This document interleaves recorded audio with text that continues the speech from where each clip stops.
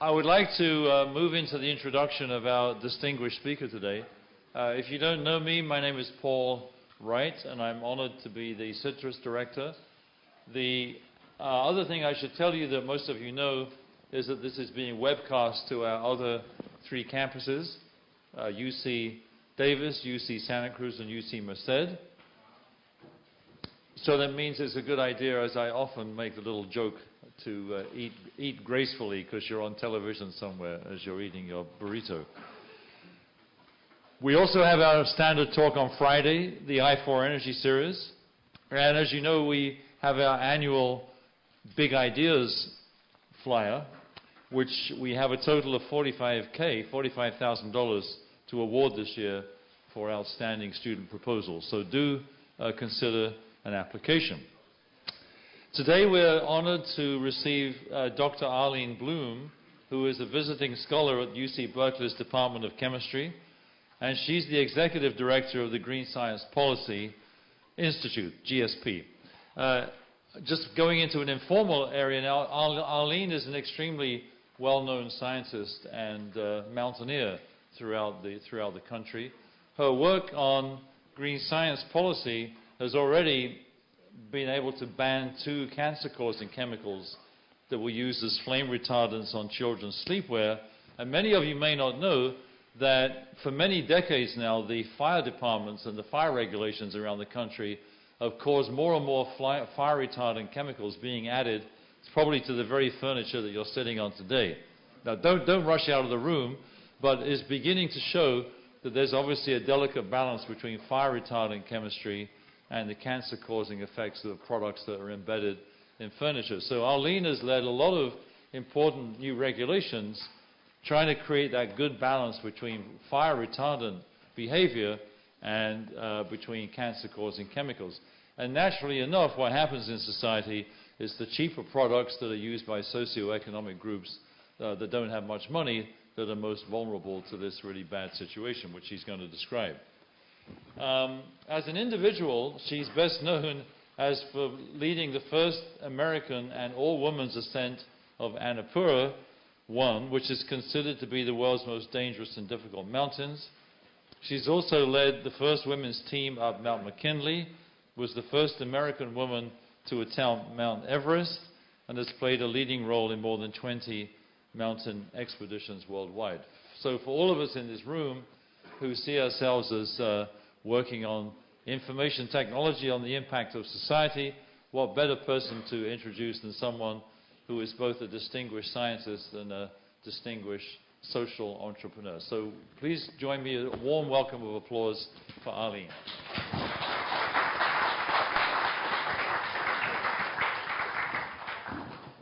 Thank you all for coming, and I'm going to be telling you today about what I consider my life's greatest adventure, even though I have indeed led expeditions to some of the world's most challenging mountains.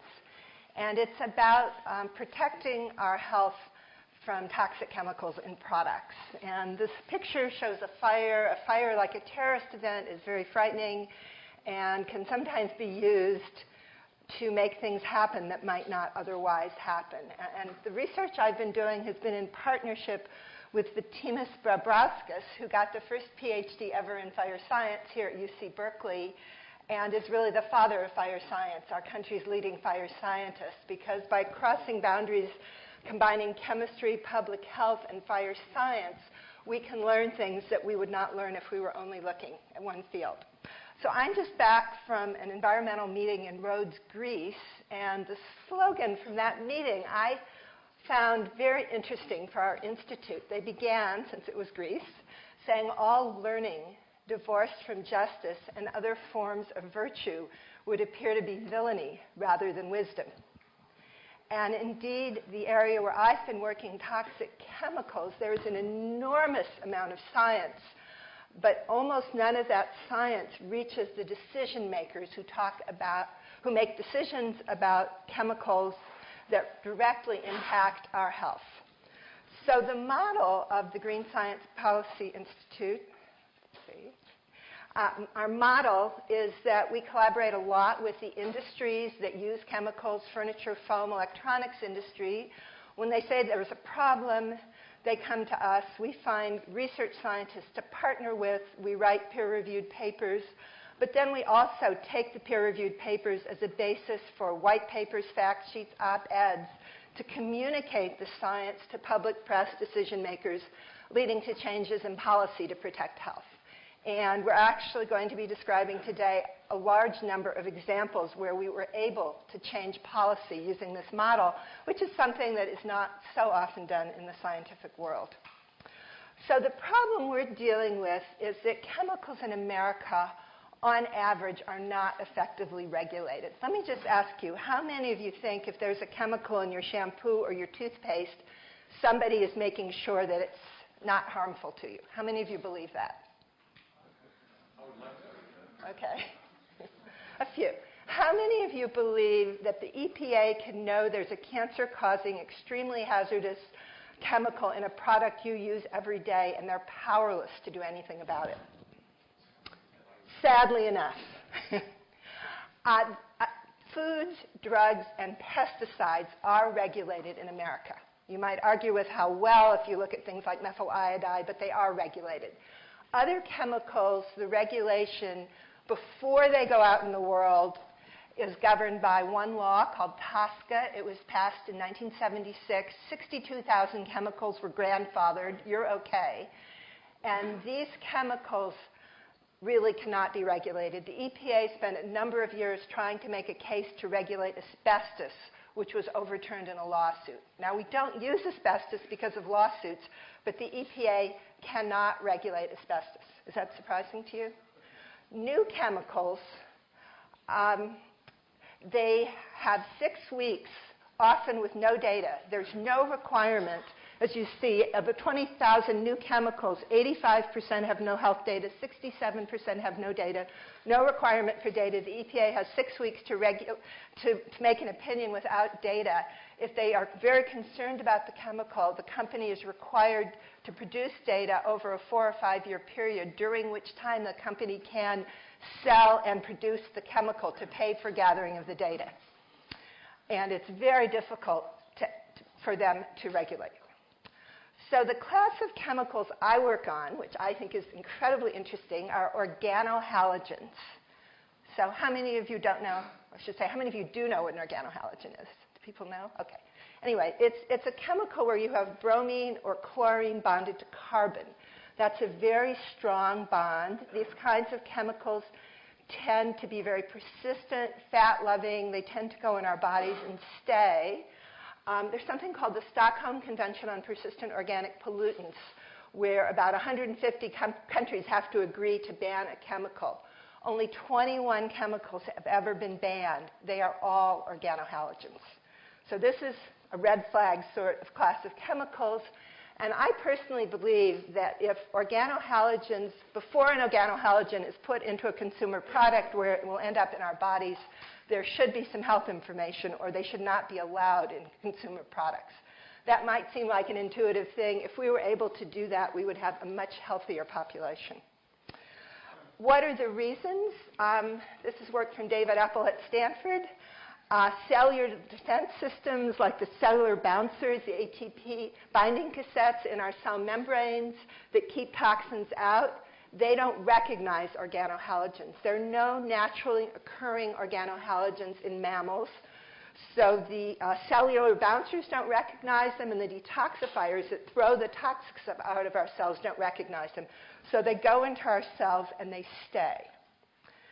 An example of an organohalogen, one of my favorite slides, is DDT. This is a 50s ad for DDT wallpaper in Disney designs, guaranteed safe by Parents magazine. But what that nice 50s mom who thinks she's making everything safe for her little daughter doesn't know, and we really didn't learn this till a few years ago, is that little girl's risk of cancer is probably about 8 times greater of breast cancer. And this is work from Barbara Cohn here at UC Berkeley, who has serum from the 50s and 60s in Kaiser. So she can look at a woman who has breast cancer today and look at her DDT levels when she was a little girl. And Barbara learned if a woman is exposed to DDT over the age of 12, there's no impact. Under 12, it's 4 times greater risk of breast cancer if she has high DDT exposure. And at that age, it's about an 8 times greater risk. So the little girls being exposed in the 50s, we learned this in 2010. The problem is there's a very long latency for these long-term health effects that organohalogens cause. The other interesting thing about flame retardants is they are pretty much the same as pesticides. So do you remember in the 80s, we banned DDT, Mirex, dieldrin, aldrin. Those are organohalogen pesticides that we still have in our bodies because they're so persistent. They stay around for so long. But the levels in our food supply are going down. At the same time, flame retardants are similar or identical. So Mirex was banned. Dechlorine, flame retardant, is exactly the same as Mirex. We don't have dechlorine, but we have dechlorine plus with 2 more carbons, but very similar properties. These flame retardants are in our homes at very high levels. They're used at levels of 5% of the weight of foam up to 20% of the weight of plastic. And they are now making their way from our furniture to our food supply and going up in our food supply. So I started working on flame retardants in the 70s. A friend died climbing who was an early environmentalist. I wanted to do something to help the world. Bruce Ames, who some of you may have heard of, was on my orals committee when I got my doctorate here. I was a postdoc at Stanford at the time, and I said, I want to do something worthwhile. And he said, well, have you thought about looking at the flame retardants in kids' pajamas? He told me back in the 70s, all the kids in America were wearing pajamas that were 5 to 10% by weight, this flame retardant called brominated tris. And he thought it would be a mutagen and a carcinogen. So I found a child who'd never worn brominated tris pajamas. Her mother was concerned and bought all the pajamas in Europe. And we put her in the brominated tris pajamas. The next morning, there were tris metabolites in her urine. So that means that tris is not, foods, drugs, and pesticides are regulated because they go into our mouths, but flame retardant and many other chemicals in consumer products end up in our bodies, and there's no regulation. So the little girl, each day she wore the pajamas, her levels of tris went up. When we took her out of the pajamas, the levels went down. We did mutagenicity tests. Tris was a very strong mutagen. We suspected it was a carcinogen, and we wrote a very unusual lead article for Science. And I show this because the title, particularly the subtitle of this, is really a model for what we're trying to do and encourage other scientists to do. So what do almost all scientific papers recommend at the end? More study. And do papers usually say the main flame retardant in children's pajamas is a mutagen and should not be used? Is that kind of an unusual recommendation for a scientific paper? Well, I would encourage people, if you work in a field with relevance to health and environment, to think about taking a step like that, because it can make a huge difference. So we did that. In those days, the press was more unified. Every mother in America knew immediately about tris, did not want it in her kids' pajamas. This was January 1977. April 1977, tris was banned from kids' pajamas. And maybe some of you were kids then. Maybe some of your parents were kids then. But a generation of kids did not wear tris-treated pajamas, and we did not do a human cancer experiment on our children. And so tris was removed from kids' pajamas, yay. But when a chemical is banned, the tendency is to replace it with a chemical that's very similar. So brominated tris was replaced with chlorinated tris. We ran more mutagenicity tests. It was a mutagen. We wrote another article in Science. It was removed from kids' pajamas. This is chlorinated tris. Today, chlorinated tris, the same chemical, is used at high levels in the furniture and baby products in our home. It was banned from pajamas, but not from furniture and other baby products. And the reason is that we in California have a unique flammability standard. We're the only state in the country that can set flammability standards. We have a bureau that was established after the great earthquake and fire. And this standard, if you go home and look at your furniture, pick up the cushion on your couch, it's probably going to say Technical Bulletin 117. that your couch, your chair, your baby products comply with this standard. And this turns out not to be a very effective standard. It's a standard that says the foam inside furniture, when confronted with a very small flame, will not burn for 12 seconds. And if you think about how furniture burns, if you drop a candle on your couch, what burns first? The fabric. And when the fabric burns, what do you have? A small flame or a large flame? Large flame, and the foam burns. And as you'll hear later, in the presence of flame retardants, it burns, producing a lot more of the toxic gases that kill people. So the reality is this is not a good flammability standard, but it's our standard, and it's become a standard for much of North America. So how has that standard been met? Since 1975 until 2004, when this chemical became one of the 22 globally banned chemicals, it was met with this chemical. And just a little chemistry lecture. The chemical up there is a PCB, polychlorinated diphenyls, PCBs. And if you add an oxygen, that's an ether. So this is a polybrominated diphenyl ether. If you burn or oxidize, you end up with another oxygen or covalent bond. So you end up with a dioxin or a furan. So PCBs are carcinogens, dioxins and furans are carcinogens. This is halfway in structure. If your couch is from before 2004, you have about 5% of the weight of the foam is likely to be that chemical. Does that make you feel good? Not so good. BART seats are that chemical. In 2002, 95% of the global usage of this chemical, penta, was in North America to meet our flammability standards. So there's an army of scientists studying these they're called halogenated persistent organic pollutants. So the dioxin meeting, I was just at the one in Brussels, the 31st International Symposium. 1,000 scientists were there presenting papers, not only on flame retardants. Flame retardants are about 20% of the papers, but pesticides, other persistent organic pollutants. The brominated flame retardant meetings, there have been about 20 of them. Those are only on brominated flame retardants. So there's probably about 1,000 scientists worldwide studying these chemicals, showing the levels going up in wildlife, behavioral change, showing the levels going up in humans, health harm. So this industry of scientists, because they're very persistent, we can still study DDT 20 years after it was banned. And what do they learn? They learn the effects are chronic, long-term.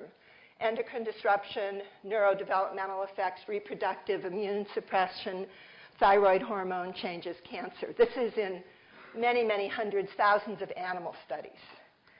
And now we're starting to find human studies with penta, that chemical that's been in all our furniture, because it's been in our furniture since 1975. So that's long enough to get human data. Human epi studies are not a good thing, right? They're usually workers who are highly exposed or a population who's highly exposed like ours. So just recently, Brenda Ashkenazi here in the Public Health School is doing a number of studies. She's shown that women take twice as long to become pregnant with high levels of penta. She's compared Mexican farm worker kids in Mexico, and when they move to California, their level goes up 7-fold. At Columbia, there's a study showing about 6 less IQ points in kids with higher levels, but those are New York kids. California kids are higher. In fact, if you look at levels in dust of penta in Germany and the UK, almost none, because they have other ways of making their furniture safer. Other states, and then here we are in California. So we have some of the highest levels in the world in our dust. Oh, sorry, let me go back. And how do they get into us? They're semi-volatile organics. Bill Nazaroff here studies them. They're SVOCs. They come out, they settle into dust, and our contact is through hand and mouth contact. So like eating a French fry, people who wash their hands a lot in dust and wet map tend to have lower levels. So the highest levels in the world are found in California children and in marine mammals off California. And why are children so high? Because the chemicals are lipophilic. They go into breast milk. So they're record levels in California moms. And then toddlers who crawl in the dust, put their hands in their mouths, get additional exposure. So on average, toddlers have about 4 times the level of their parents. The highest levels are in cats. Can you think why cats would have 100 times higher levels than humans? They lick their fur, their grooming behavior. Dogs are about 10 times higher, and cats are about 100 times higher. So that's my cat, Midnight, who, when I started doing this work about 4 years ago, went from being a 15-pound cat to a 5-pound cat. And Steve Gardner at Albany Vet, maybe some of you go to him, he's a great veterinarian. He diagnosed hyperthyroid disease, said when he went to vet school, he was told that disease didn't exist in cats. He'd never see a case in his career. There was a mysterious epidemic. Several cases were being diagnosed every week at Albany Vet. He thought it was a new chemical. And I said, oh, penta. It looks just like thyroxine. So he sent a sample of, and he looked online, found a veterinary epidemiology study in Illinois, sent a sample of Midnight's blood and my house dust to Illinois. And they analyzed it, and they said, you've got 95 parts per million of penta in your house dust. That's phenomenal. We've never seen anything that high. So do you know how I felt? Now, that was an Illinois study. We live in California. So that's my couch. And I got rid of everything in my house that had penta. And, you know, we scrubbed and vacuumed and kept the windows and doors open for 3 years. And I was like, I'm all rid of my penta. And I was very happy. And I was speaking actually in one of Bill Nazareth's classes here in environmental engineering. And I said, my penta's all gone. And Bill said, measure it. It won't be all gone. It forms thin films on walls and windows. And he was right. So I now have 3 parts per million. But that's a lot better than 95 parts per million. Where his nose is. I mean, that... What? Look where his nose is. Oh, the guy.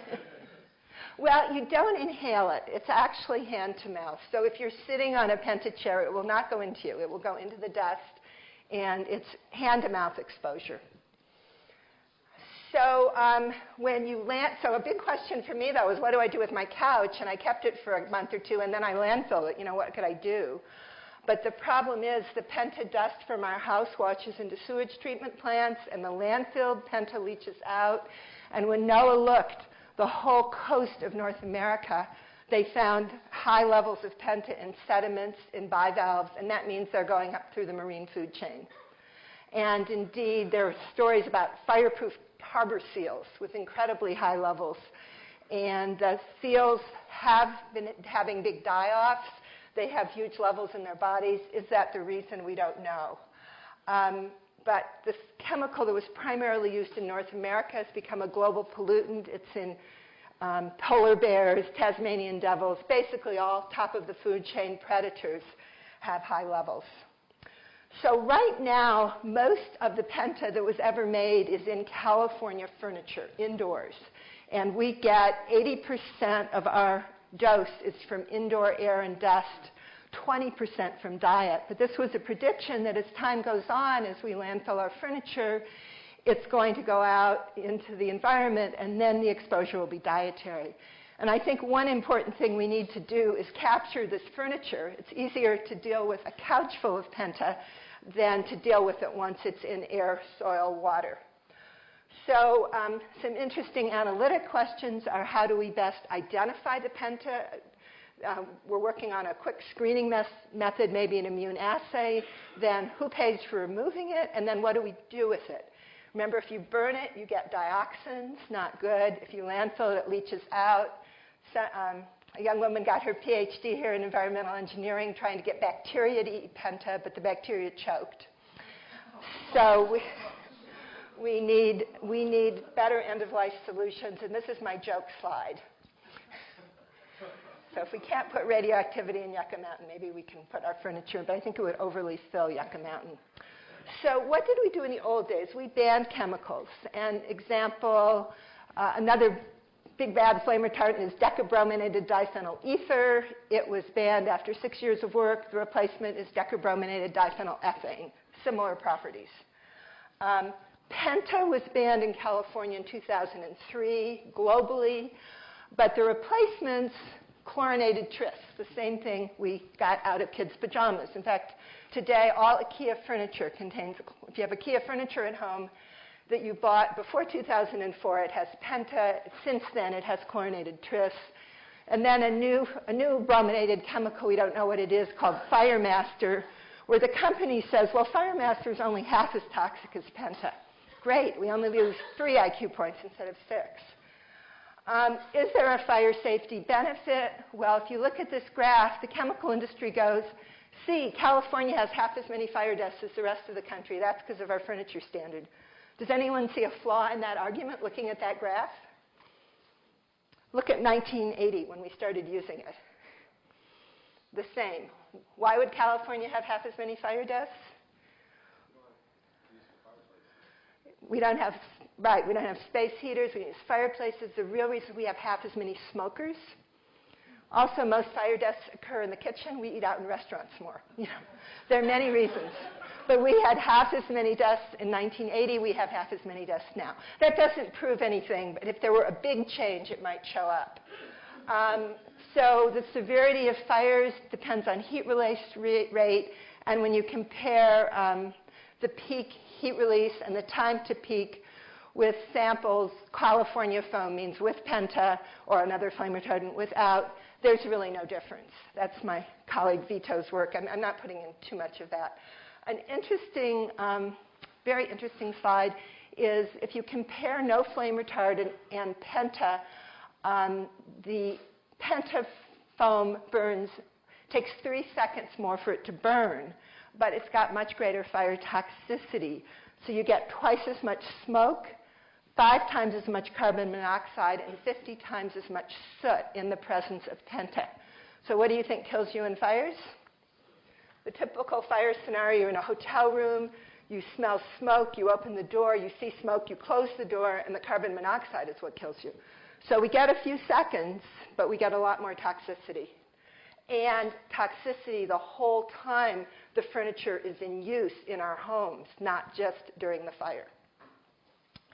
So here in California, we have for 5 years supported legislation to move from the California standard to a safer standard. The federal government, the Consumer Product Safety Commission, has been very slowly moving forward with a standard like what they do in Europe, which is that the fabric around the furniture is made of materials that won't burn.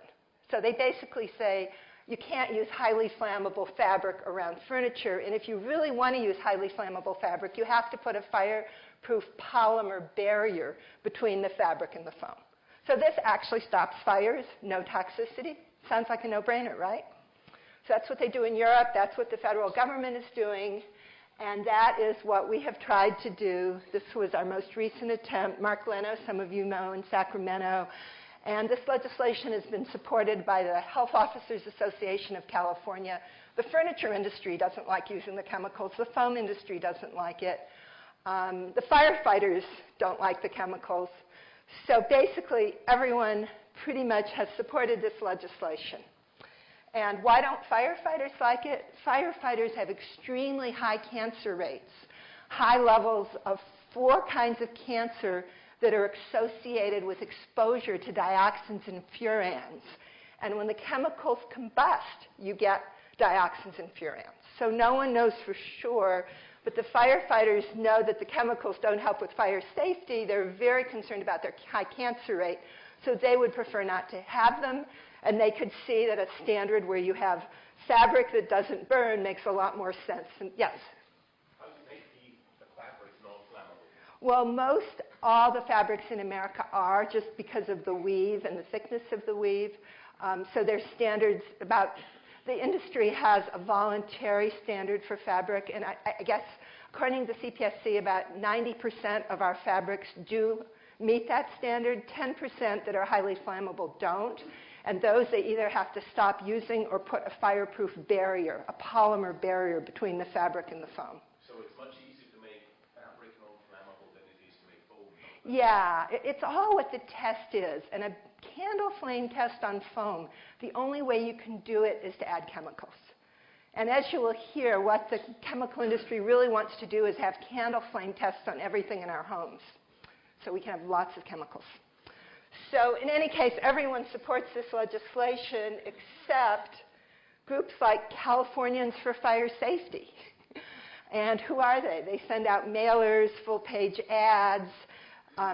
One lobbying record showed $7 million in 1 quarter. And Californians for Fire Safety are the 3 companies that manufacture the flame retardants. None of them are in California. There's 2 East Coast ones, and this is Israel Chemicals Limited.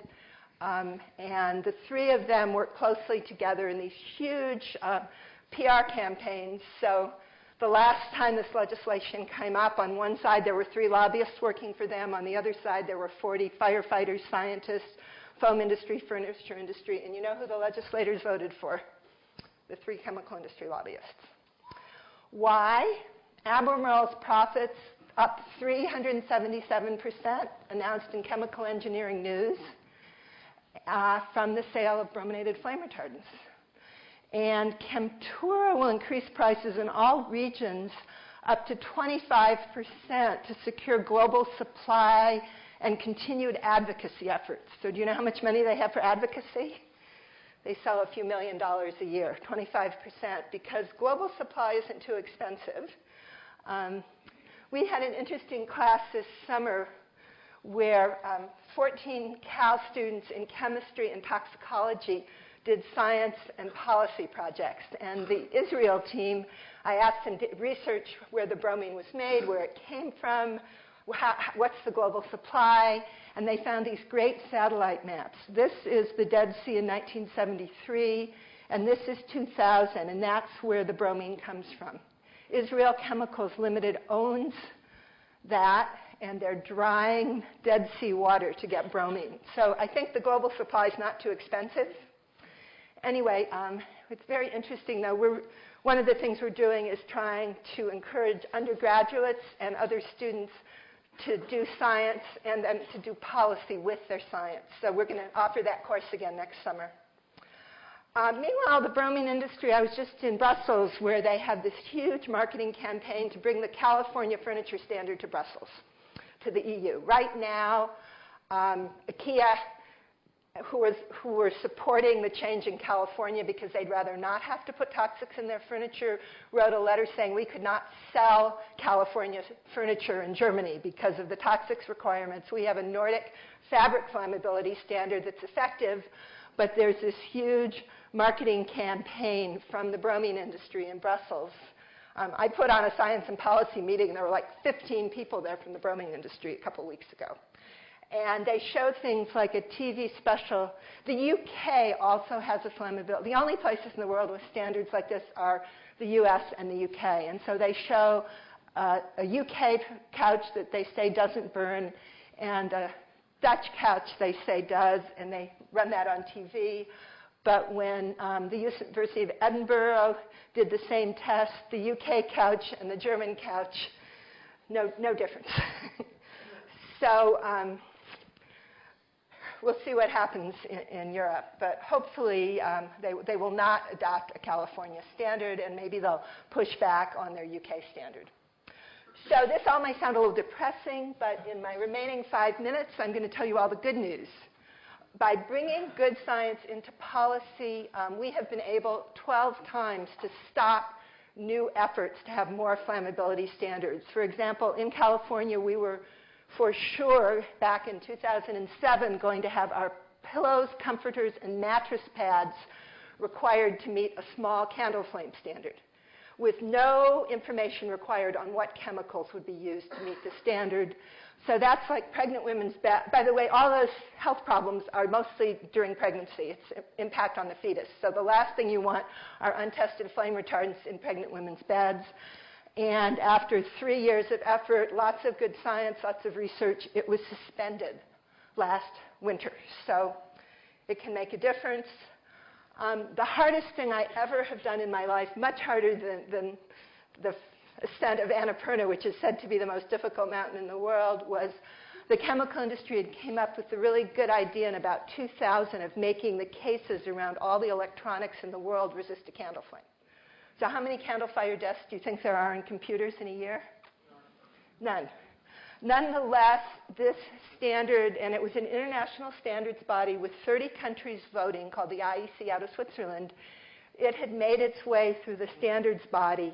And when I heard about it in 2008, it was in the final vote. And why? And like Dell said, it's going to cost us $80 million a year to pay for the chemicals. We know they don't do any good. Why was Dell voting yes, and HP and IBM and Philips?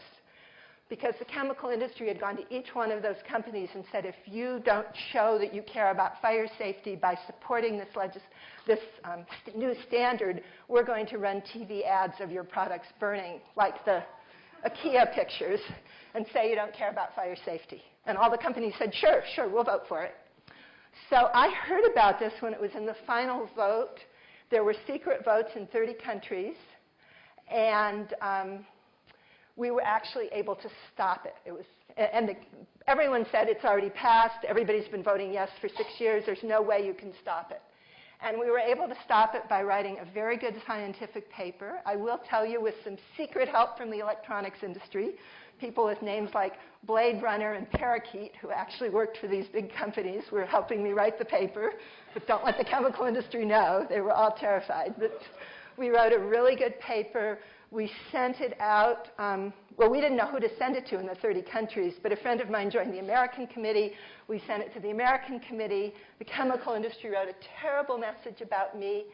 And instead of BCCing the respondents, they CC'd them. So we got the emails of everybody on the 30 committees in the 30 countries. Anyway, the standard was stopped.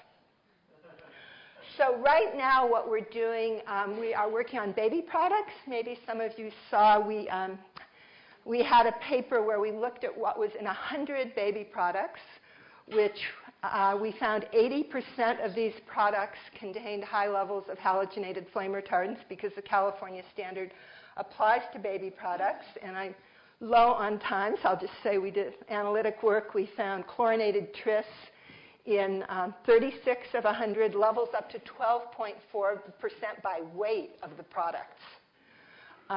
We found TCEP, which is a known carcinogen, on the Prop 55 list in 14 samples. Anyway, we found some of the products had free flame retardants, so we didn't have time to go through all the details. But we took that data and we really did a lot of media work. It was sent out by the American Chemical Society, sent out by UC Berkeley, also sent out by all the NGOs. We had the NGOs donate their products so people could say, this is my nursing pillow, and it's got our carcinogen in it. So we got huge coverage. Maybe some of you saw it was on the front page of the Chronicle. We're hoping to build on this so that people can realize this is a problem that can be solved. It's 3 companies making a profit versus all of us, the whole world, having these chemicals in our bodies. In all the hearings in Sacramento, the chemical industry would always say, it's not sound science, there's no peer-reviewed science to show any harm. So we wrote a statement that was signed by 200 scientists. It was published in Environmental Health Perspectives with 17 pages of references detailing it. So when everyone says there's no harm, here's a published paper saying there is harm. If any of you want to know what's in your couch, we still have students studying. You can write foamstudy@gmail.com. Not only your couch, we're interested in all foam, baseball hats, bras, any kind of foam. If you want to write for directions and send us a sample, it'll take a while, but the students will tell you what's in your foam. We're trying to do a big compilation, and I don't have time to tell you now, but they've been finding really interesting things. If anybody wants a review of this or to tell your friends, if you go to my name, I have a quick 15-minute TEDx that describes it. And on February 3rd, we're going to have a one-day meeting here at UC Berkeley with people talking about the science and policy of flame retardants. And I have to say, when I did the first one of those meetings, I thought, we'll have one meeting, we'll all talk, we'll solve the problem. So this will be number 15. We had 10 at UC Berkeley, and then Beijing, San Antonio. We had one in Brussels a couple weeks ago. But we are trying to get more and more scientists thinking, particularly scientists who study persistent organic pollutants, thinking about the policy implications of their work. So I'll just do some thank yous with a few mountain pictures for all the NGOs and many, many people we're working with.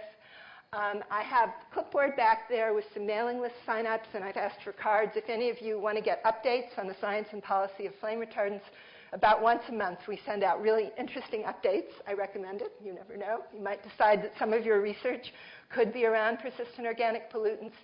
I do believe if we stopped using untested persistent organic pollutants in our consumer products, we would reduce our health problems by a significant amount. Things like cancer, neurological, reproductive, thyroid, and immune problems. So it's a good thing to learn about and to use science to do. So I'm actually optimistic. I think the toxic chemical problem can be solved with good research, shared information. We can have a healthier world. Thank you.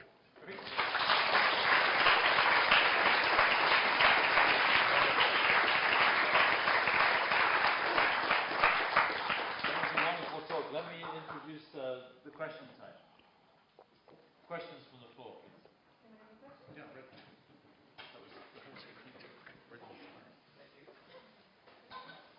I think it's on, isn't it?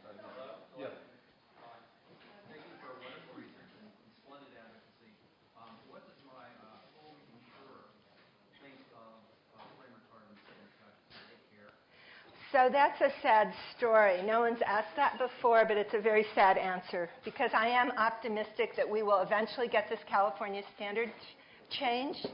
But in the last few years, there's been a law firm that whenever anyone dies in a fire and there's a piece of TB11 furniture, they sue. So say the person dies in the basement and there's a chair in the attic that's not TB117. And as you know, the TB117 doesn't do any good. But in any case, they sue. They say if all the furniture had been TB117, the person wouldn't have died. Well, when someone dies, it never goes to a jury trial. So it's settled out of court with a settlement. And after doing a bunch of those, the furniture industry was recently told by their insurers a couple years ago to make all the furniture in the country TB117.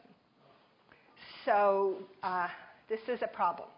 And it's why it's so important. If TB117 was a fabric, if it were something else. Yeah, so it's the basis now for, and Canada. And now they're trying for Europe. So I am optimistic that our legislation might actually get somewhere, but the chemical industry, remember, they've got a lot of resources for opposing it. So it's going to be a real challenge to change. That's why changing standards before you can stop a standard before it happens. That works. Once you have a standard, it's very hard, because everybody's going to burn up, right? So, yes. Hi, my name is Danny. I'm in the public policy school, and I was curious. It sounds like a big part of the challenge is finding out what's in the materials. Absolutely. And has there been work on trying to get legislation just to provide, like on our cereal box, what's in? Exactly. Has there been legislation in that regard? Well, the legislation has called for labeling, and it's really hard to get. Yeah, labeling would be a great first step. So at least people will know there's an organohalogen in their furniture. But in a way, you do have a label. If your furniture says it meets technical bulletin 117, it's not a good sign. Though occasionally, we've tested a lot of furniture. Sometimes it has the label and there isn't the chemical in it, but on average. And unfortunately, most of your furniture will say that. So, and we really need this legislation to pass, so then there can be furniture made that's safer, because really throwing away your toxic furniture, I should just say, I got rid of that couch, and it was only Monday, this Monday, 3 years later, I got a new couch sent from North Carolina. I could not find a non-toxic. There aren't non-toxic couches. Oh, you can buy an organic couch for $12,000, but that's not a good solution. There's no toxic couches? None at all? You can't buy a couch that doesn't meet the standard. And the standard, that's how it's met, is with the chemicals, as far as I know. Yeah. Let me just tell you one thing. Don't worry about your mattress. You all hear European Sleepworks going, buy my expensive organic mattress so you won't have flame retardants in your mattress. They don't use flame retardants in mattress foam. The furniture standard's a 12-second standard. The mattress has a half an hour standard where the flame retardants will do no good. So mattresses are covered with a fire retardant polymer material. So I can't swear that the material is always good, but there are not flame retardants in the foam. So mattresses are pretty much okay. strangely enough. Yes. I'm Oh, sorry. Go ahead. What about, No, it's got to be in order. Someone has a mic. Yeah, go ahead. Actually, your last comment's kind of my next question, response to them. So if these chemicals are in a lot of our houses already and in a lot of the IKEA furniture, my question was, if you threw out all of your furniture, what do you replace that with, or what can you buy instead? Well, I'll tell you what I go? did, but my daughter kept saying she wasn't going to come home and visit me anymore if I didn't get better furniture. So I had a futon couch made of cotton. It was highly uncomfortable.